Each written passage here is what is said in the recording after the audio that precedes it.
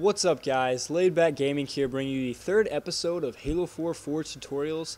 This is how to make a racetrack, and the first episode was obviously making the hill, pretty basic. The second episode was making the bank turn right here, and I was thinking about doing this third episode over like a bank spiral, but I think what I'm actually going to do is an S turn, and that's something very simple, but and something really, it is something very simple. But I figure I'll show you guys. You can see that my track right now anyway is a little bit angled. So basically what I'm saying by S-turn is I'm going to come over here, and then I'm going to turn back and have a bank turn go this way.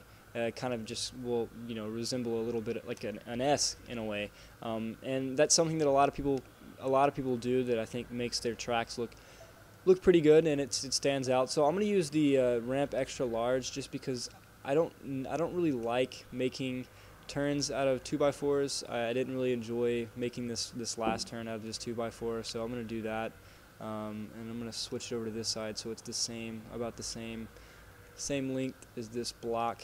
We'll go ahead and start off by checking the sides and going down a little bit, and we'll try to make it even. Really, when you're transitioning from different objects, the hardest part is getting those two objects to merge together. Then you're fine. I mean, merging two of the same objects together and getting those smooth is very easy, and it's not necessarily hard to merge two different objects together, but it's harder than it's more difficult than merging two of the same objects together. So that's pretty much about all. That should be pretty smooth right there, and we'll go ahead and see, and it's fairly smooth. So we're going to go ahead and duplicate this, and what we'll do is we're going to move this object. Obviously, we'll turn this object this way, and then we'll cut back and go this way, and that'll be kind of like just a simple little S-turn, and I think you guys might like it. And if I had more time, I would think about just making it go underneath the track and over, which I actually might still do. I'm not really sure yet. We'll see. I haven't decided, because I don't have too much time to sit there and make turns and stuff, because I don't want to make you guys have to sit here and watch a 45-minute video. That would really suck. So trying to avoid you guys having to sit there and watch that. And if I made a video that long, I don't think anybody would watch it anyway. I don't even know if anybody's actually watched the full tutorial videos yet, because each of them have been like 20, 22, 23 minutes long. But if you've wow, goodness. Okay, if you've actually watched the full tutorial videos, then please be sure to comment down below and let me know, because I'm curious to see how many people have actually been watching the full videos. So again, if you haven't heard me say a million times, what I always do is I always check the sides to make sure they're pretty smooth, and they're the outside and the insides are lined up, because if they are, then the objects are merged together smoothly and there's not any problems. So you can see that they are, and again, just to kind of test it out, you can kind of put your little forged ball in there and check it out, and it's pretty smooth. So we'll just continue going on, and you'll continue just to turn little bits at a time. You don't want to turn a ton, but you don't want to turn too little either. You want to kind of make it look like an S whenever, I guess, you get done with the turn. And as far as it concerns, as far as pieces are concerned, for certain different turns or anything, there's nothing that you have to use for certain turns. Me personally, I don't really like making turns out of 2x4s unless I make like a turn that's just kind of almost flat and not like steep at all. Other than that, I love using ramps, is what I'm using right now, ramp extra larges, and I like using wall doubles as well. And then glass turns are also really good for spirals. For bank spirals, glass covers are great for. They're expensive, but they are really effective and can look really, really nice. If you can make a really good spiral with your glass covers, it can that turn can look awesome. So I'll definitely be making a tutorial for a glass cover turn, so you guys can be just subscribe to my channel and stay tuned for just future tutorial videos. And I'll for sure have one about that. And if you have, again, I'm going to say this in every episode, just for people who maybe have not watched the previous episodes or anything like that. If you have anything specific, a specific tutorial you would like me to make a video for, whatever it might be, just leave a comment down below, and let me know what you want a tutorial for, and I'll try to read all the comments. And if it's something that I think a lot of people would want a tutorial for, then I'll definitely try to make a video for it. So again, you can just leave a comment down below, and that'll let me know what you want to do, or if you have any questions, whether it be about this video or future tutorial videos or anything like that. Just let me know again in the comments, and I'll try to either answer your comment by replying to your comment, or maybe sending you a personal message, or some other way of I guess answering your problem. Just comment down below any questions or anything like that you have, and I'll be sure to check them out. So I'm going to continue to I guess turn this right here, and I'm probably not going to go into the track. I just don't want to take up too much of your time, because I'm already 6 minutes into the video, and I just don't want to take up too much time, because I don't know how much people are actually going to want to watch for a video this long anyway, because it's a really long video, so we'll just keep turning it a little bit, and you'll see how I'm just slightly turning it. And honestly, I think I might go underneath it, because I think people might enjoy seeing a big turn like that. So I'll probably go underneath it just to make a cool little turn. I guess cool little huge S turn or whatever. So again, we're gonna check the sides. You want to make sure that everything's even, and that looks pretty good. We'll check both sides just to be sure. That's a little bit high, and that should be good. So we'll keep turning, and you can check from on top to make sure that they're aligned, that the outside and inside pieces are aligned from the previous piece. Just because you don't want to have a turn where like a piece is like this that just looks really sloppy and doesn't look that good. So just make sure you align the pieces, and then check both sides and everything like that. Pretty simple. It shouldn't be too hard, and I hope this helps you guys out a lot, even if it's again, I think for me at least, and I've never really asked anybody this has helped. I've never asked what is the most helpful part for them, but I really do think that just not necessarily even the commentary and me explaining things, but I think just watching me forge a turn or whatever helps people just visually. If they see it and they watch it all, they can themselves make it. So I think that really helps people out a lot. So what I'm going to do with this S turn that I normally I guess wouldn't do is I'm going to make it kind of go down a little bit, almost kind of like a banked wave type thing. Not necessarily, but just to make sure that I clear and I don't hit the hill above me. I'll just slightly go down. I mean, you won't even be able to notice me going down really at all. So we'll get over here, we'll turn it a little bit, and check both sides, and then we're going to slightly go down just a tad. I mean, almost to the point you can't even really tell.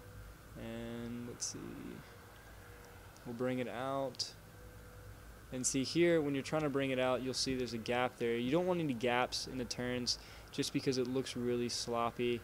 And that's what magnets do. When you make magnets, for the most part, they'll make a kind of a little gap in your turn, and it just doesn't look good. And a lot of people that I know, a lot of people don't like magnets, people that forge with magnets, just because it's just no skill. I mean, you're just going through and forging with magnets, and it's easy to tell when somebody uses magnets, especially when there's big gaps in all of the turns, because then you obviously know it was a magnet, and you're just like, oh, this guy just went to this map and made it all with a magnet.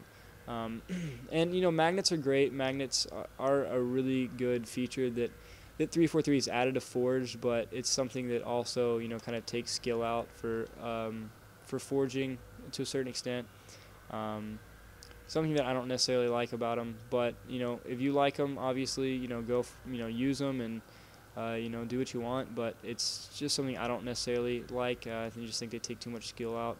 And if you haven't already noticed, I don't forge with magnets or edit coordinates or anything like that. I completely freehand. I've been forging since Halo 3, back when there was no merging or anything like that, where you had to take so much time just to merge an object and everything. It was really annoying. But that's something that I had to deal with, and I I actually really enjoyed forging in Halo 3, and I kind of wish I still forged a little bit in Halo 3, but at this point I'm so used to the new forge that I don't think I could possibly be patient enough to sit there and do all the stuff that you're required to do now in the Halo 3 forge, where you have to like start and like start new round and then like save in the game, and it's really annoying and can just really be just too much. It really can. So actually, you know what I'm gonna do, because I'm already 10 minutes through and I don't know how much time I will be able to well, you know what, I'll make the turn. It's going to be a long video, so I apologize. And this isn't normally what an S turn. An S turn for the most part would actually, you know what? Actually, yeah, I'm going to start turning just because I don't want this to this video to be just ridiculously long. So we'll go ahead and before I actually start turning, what I like to do is I like to just barely turn it, just to the point where you can't really tell, just because I think it looks better. The track itself looks better from kind of having two pieces that are at similar angles than all of a sudden going one way and then all of a sudden it just directs a new way. See, this way you kind of can't really tell, and then you'll slowly this time you'll start slowly transitioning to the left, and you'll go ahead and also start kind of putting it up a little bit, the track itself. So we'll go ahead and make it go up a little bit, not too much, and we'll start raising it. But again, you don't want to go too high too fast, because then it'll make the track fairly bumpy, and obviously you don't want to make it bumpy unless you're going for a bumpy track. Then by all means, make it rough and make it bumpy. But for the most part, I think most people are trying to shooting for a smooth track, and that's what they would like to make. So we're gonna keep turning, and this time we can start turning a little bit harder now, a little bit harder than usual. And let's see, go up a little bit, and you can see it's a little bit angled, so we'll try to fix that, and we'll come make the track go up a little bit. And you don't want to make it go up too fast, also not only because it'll be a little bit rough, but because I'm under the track right here, so I don't want to hit the top of the track either. That would be bad, because then you're gonna have to go back and erase a bunch of pieces and make it go up slower. So you want to make sure you don't hit that track as well. So we'll place that piece, and here in a little bit I'll be testing this track, just to make sure everything's smooth and everything works well. We'll start turning a little bit faster, I think, and also going up a little bit faster as well. So we'll go up about that much. I think that'll be good. And usually, for me at least, when I'm making an S turn, I actually don't go out as far as I have here. But I guess I was planning on going under the track, and then realized it was going to take way too long to do that.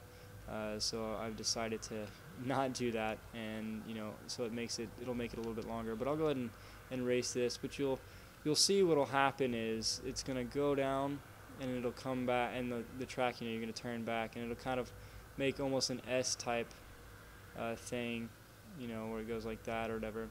But normally I would have come right here and come up. But you know what? I might actually change that just so you guys understand what I'm trying to get across. Actually, I'm going to change that. And this is something that I do a lot in racetracks, and that you guys can do as well. There's a lot of times where I'll be making a track and I'll just think like, well, you know what, that's probably not going to work. Maybe I should do something else. So that's what I'll do, and I'll probably, let's see, 1, 2, 3, 4. I'll probably stop on the fourth one and start coming in. So I'll take this one and erase that, duplicate this one, and have that. And what I like to do is I like to have a piece at the same angle as the previous piece before I turn a track, because I think it can look really bad if you have a track that's going one way and then all of a sudden it changes. So we'll go ahead and erase this. I'm sorry for wasting, I guess, probably 10 minutes of your time with that part. But anyway, we'll go ahead and start turning it right here. We'll turn it a little bit, and we'll go ahead and start going up a little bit as well. So Gonna make sure that these angles are right, checking both sides, and we'll start going up like I said. So we'll go out, make sure that angle looks good. That's a little bit low, so we'll move that up, which will force that to go up. So instead of going up as high as I'm going now, I'm just gonna make it go down a little bit so that it evens out, and it's there we go. That seems like it works, and we'll change it a little bit, move it in to get it to be fairly smooth, and then now we'll just get over top of it to make sure both corners work. It looks like it works, so we'll take this again, and we're gonna go up a little bit, and then we'll turn a little bit as well. Probably not up that much, a little bit too much. It'll be right there. Hold it down. Now we'll check both sides. So you see that sides. We'll check this side. This side looks fairly well. So we'll just go ahead and say that works. I'm going to go ahead and race this real fast just to make sure it's all smooth and it's all working out. So we're 16 minutes in. I didn't mean to waste the time that I did trying to build that one part of the track. That's sometimes what happens. Sometimes you'll be making a track and then you just decide, like, well, you know what, maybe this won't work, so maybe I'll need to do this instead. So that's kind of what's happened here. I thought I was going to go underneath there, but I decided it probably would be better just to turn it a little bit earlier than usual, or than I guess I wanted to originally. So we'll go ahead and make this go up a little bit, bring it down, fix the angle, and bring it down a little bit again, and then bring it out to try to get it even. That looks pretty good. It's a little bit low. How about we'll check this again, and then we'll actually move it up just a tad to make it smooth. That looks like it works.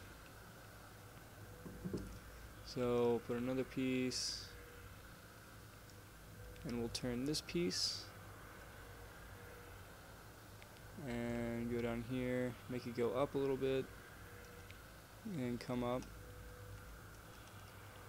This is why precision forging, this is why precision forging is really needed in Halo 4, at least I think. Maybe a lot of people like it the way it is, but I would really enjoy to have some precision forging. After getting spoiled with it in Reach, I want it back. So maybe they'll make an update for it. I don't see it happening, but you know, who knows? Maybe they'll fix it in Halo 5. Hopefully, at least. We're hoping they will. So we'll fix the angles here, make sure that this is brought all the way down there. Look at this angle. This looks fairly good. Probably bring it out a little bit just to fix it.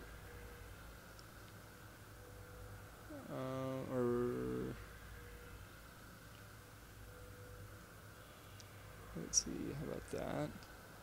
That looks like it might work. Check this side. Bring it down just a tad. And that'll work. And you'll kind of see how it's, you know, going in and going out. It doesn't really look like much like it now. When the turn's finished, it actually does look like it. I have one of them on my map Twisted Circuit that I've made, and you can go, you know, check that out if you want to see kind of a map, one of the maps that I've made using some of these different turns and hills and stuff like that. And you can check all that stuff out. I do this. What I'm doing now is what I did on that map and all of my other maps that I made, you know, in Halo Reach and everything like that. So that's why I'm hoping that for those of you who maybe aren't necessarily the best forgers, or you know want to watch me, you know, forge and maybe get better from watching me, I'm hoping this will help you out and maybe help you become a better forger and get ideas, maybe even, you know, for map ideas. Usually when I'm making a map, you know, there's some people that already have kind of the map itself in their mind. They're like, okay, well, this is what I'm going to do with the map. Usually for me, I kind of just make it up as I go. I know that sounds really bad, but like I don't usually ever have a plan. I just kind of like make turns, and then I'm just like, well, this would be cool. After I make, you know, one turn, I'll think, well, I'll do this, and I think this will look really good on the track. And so I don't really, you know, map it out before I make the track itself. I just kind of make a turn and then decide where I'm going to go next just by looking at the map and thinking like, well, this will look cool. So, you know, I feel like some people think you have to kind of just map the layout of the map first before you even start making it, but you don't have to do that. Obviously you can, and it probably is really helpful and probably better to do it that way. But I just, you know, not everybody does it like that, and I don't do it like that, so you don't have to do it like that. So go ahead and put this object down, and then we'll go race it. We're about 20 minutes in, so this will probably be the last piece I put down. Not the, you know, best turn, I guess S turn at all, definitely not the best. But I just kind of wanted to show you guys what it was, if you didn't know what it was, kind of, at least, I don't even know if it's a thing, but I call, you know, when people do this stuff in their maps, I call it an S turn, you know. That's just what I call it. You don't have to call it that, obviously, or you don't even have to make one in your map, but I figure I show you, I've made them in my maps, stuff like this in my map multiple times. I think it's kind of a cool little thing, even though it doesn't really bring you anywhere, you know. You're kind of just barely veering off to the side, and then you're going back. Normally I would have gone a little bit more than I did. You know, I'd originally planned on going more out like this and then coming in, but that plan kind of got a little bit ruined. But, you know, it almost looks like, yeah, it's a really bad example, and I apologize for that. You know, it almost looks like I'm just going straight here, but usually I would turn it to go in this way and then turn, and that's what I was going to do, but then I originally changed my mind. But still, you know, maybe this still kind of gives you an idea of just what it is in general, and maybe that'll help you out a little bit. And I'll race it right quick before I end the video and let you guys see, you know, what it looks like while you're racing it. You can kind of see it just kind of comes over just a little bit, and then you're coming back in. So, I mean, it's pretty simple. Obviously, I wish I could have given you a better example, so I apologize for that. But I still hope you guys, you know, enjoyed this video, and I hope it helped you still. You know, anything I guess maybe you didn't think of or anything like that, I hope it helped you out. And if it did, then, you know, leave a like and a favorite and share the video and everything like that. Or just leave a comment down below and let me know if it helped you, or let me know if it didn't help you. Or if you have any questions, you know, leave a comment as well. So thanks so much for watching, guys. If you want to see more videos, more of these tutorial videos, just subscribe to my channel, and I'll have more out every single week. So please be sure to subscribe to my channel, guys. And again, thanks so much for watching.